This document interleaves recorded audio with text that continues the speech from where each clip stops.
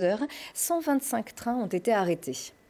Bien avant que la réglementation des dates limites de consommation fasse débat, les défenseurs du bon sens s'étaient déjà retroussé les manches. Objectif, récupérer la viande avant qu'elle ne soit inutilement jetée par les restaurateurs ou par la grande distribution et la donner aux plus démunis. 3 étoiles solidaires vient de se mettre au fourneau.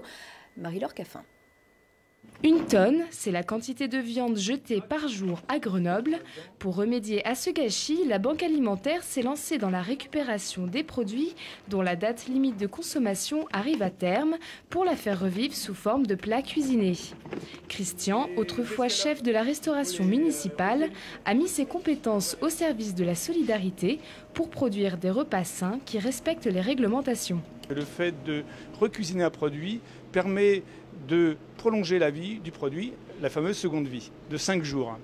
Alors pour arriver à cette autorisation, la Banque alimentaire, 3 étoiles solidaires, s'est tournée auprès de la DDPP, Direction départementale de la protection des populations, et nous ont validé un plan de maîtrise sanitaire qui nous permet effectivement de respecter ce process. Alors il est simple, traçabilité, on suit le produit alimentaire du début jusqu'à la fin, température, temps, et on fait des tests de vieillissement pour effectivement prouver que le produit est conforme. Le projet permet en même temps une formation à la cuisine. Sous l'œil du chef, bénévole et apprenti en restauration prépare ses recettes d'antan. Escalope à la crème jusqu'au gratin de potiron. Pour cela, il a fallu trouver l'outil primordial, la cuisine. On a eu cette opportunité de venir dans un collège, le collège Marc-Sangnier à Cessin, où on est aujourd'hui, qui, lui, en septembre 2014, est passé en liaison froide. C'est-à-dire que ce collège ne cuisine plus sur place, mais on lui livre des plats déjà cuisinés qui vont réchauffer.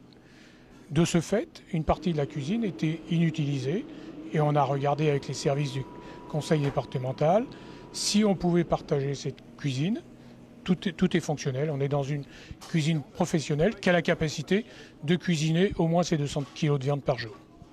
Donner une seconde vie au rebut alimentaire, il a fallu 3 ans pour que ce projet solidaire unique en France se mette en place. L'objectif est de préparer 200 kg de viande par jour, soit environ 1000 repas.